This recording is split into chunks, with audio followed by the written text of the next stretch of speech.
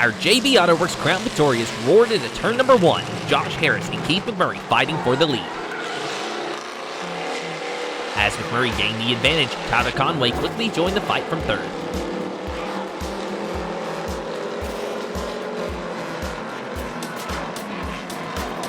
Later in the race, our 2 leaders would pull away as Conway fought a loose race car drifting around the corners.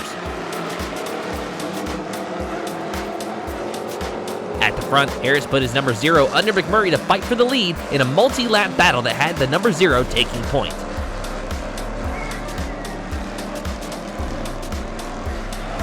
Meanwhile, Conway's issues continued as he collided with his teammate in the number 31.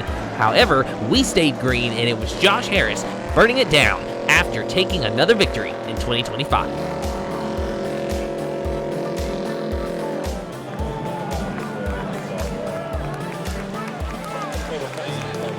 Twin number 1 for our RCR late models had newcomer Mason Walters in the number 50, starting from the inside pole with Zeke Shell in the number 1 to his outside.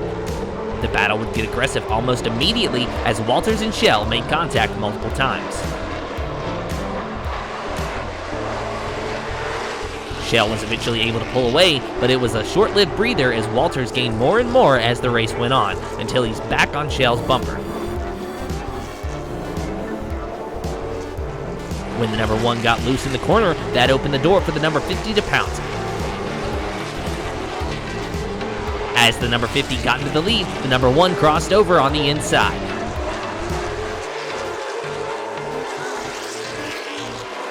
The 2 were trading pain as they took the white flag. Walters crossed over to get underneath Shell. It was down to the final corner.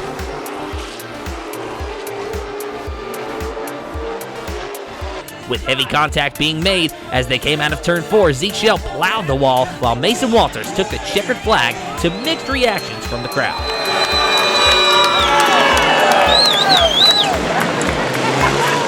Stephen Watts led our JV Towing Pier 4s over Kenny Absher's number 11 and David Animal Trent's number 57, with William Hale's number 47 and Braden Powers' number 0 fighting on the outside looking in.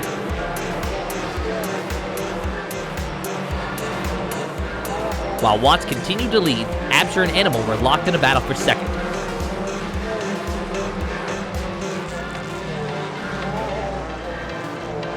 The 2 would fight for the remainder of the race, constantly trading positions. However, no one could catch Stephen Watts, who got to celebrate another win in victory lane.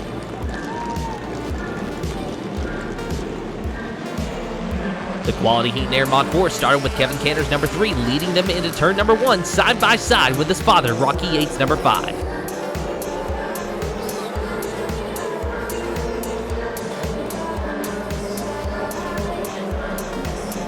Last week's winner, Chris Ambergy, would quickly move into second as Cantor would gradually pull away. Later on, the caution would fly as the number 16 of Marvin Turnmeyer spun out in turn 2. As Cantor led them back to green, Ambergy and Yates found themselves in a multi-lap battle for second. But as the number 3 caught lap traffic, so did the 17 catch the number 3, resulting in 3 and even 4 wide moments as the leaders navigated the sea of cars.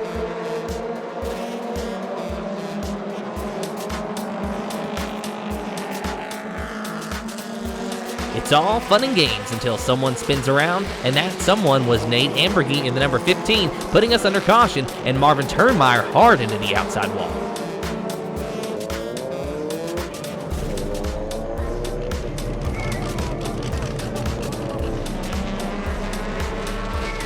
The final restart saw Cantor easily pull away in the closing laps, with the points leader capturing another victory on the season.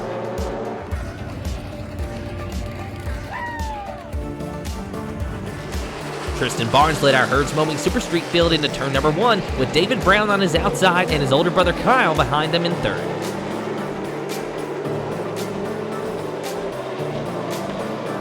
As Tristan found speed and pulled away, Kyle and Brown found each other and fought multiple laps for the second position.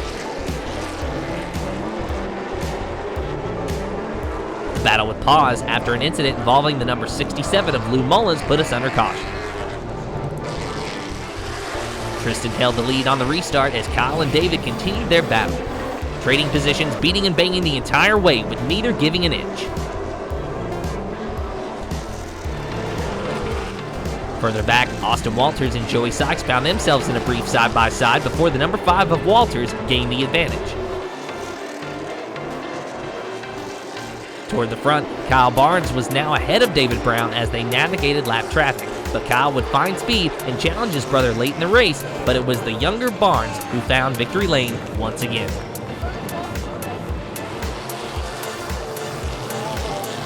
The Herd's Mowing Street Stock started with a battle between the number 11 of Jamie Meadows and the 0 question mark of Daniel McMurray.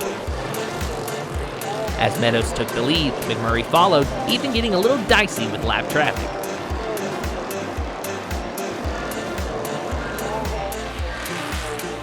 But the caution would fly when the number 8 spun out on his own. The restart saw Meadows take point over McMurray and the number 25 of Rob Austin, with Luke Fox's number 94 on the outside looking in.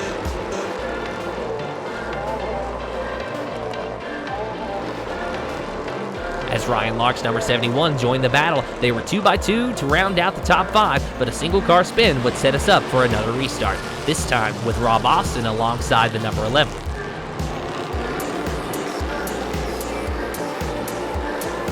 As the race went on, Austin would challenge a smoking Jamie Meadows for the lead and gradually pull away.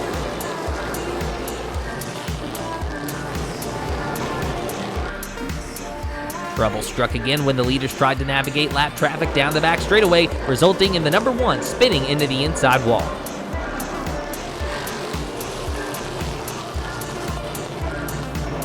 The restart had Austin leading, Meadows second, and McMurray on the wrong side of a 3-wide battle, turning the 0 question mark around.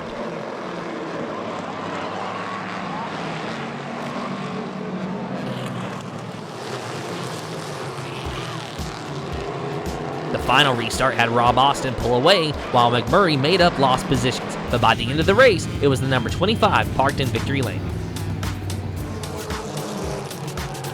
The JB Towing front-wheel drives had Cousins Dakota and Joshua Collins lead the field into turn number 1, with Dakota's number 22 taking the lead as the number 31 went for a wild ride. Back toward the front, a smoking Justin Wright and the number 5 challenged our leaders, who would quickly break away into a 2-car battle.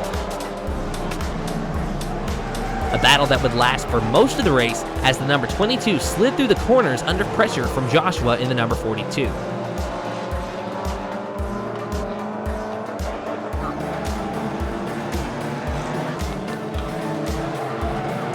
Lap traffic would give Josh the break that he needed, forcing Dakota higher on the track, giving the 42 the preferred line to take the lead, pull away, and win for the 3rd time this season.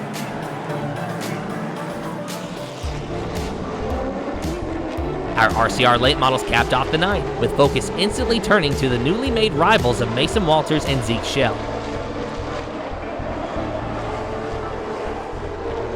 As Walters fought his way up to 3rd, the caution would come out, setting us up for a restart. As Bruce Crumley continued to lead, contact was made between the number 50 and the number 1 as they fought with Derek Lane's number 28. Walters would see an opportunity and make a 3-wide dive for first, only for Zeke Shell to soon follow.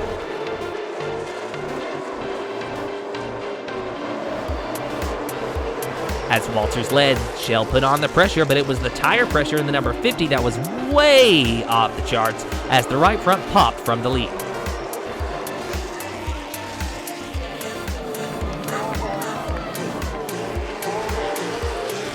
The restart had Zeke Shell leading, with Brad Housewright following close behind.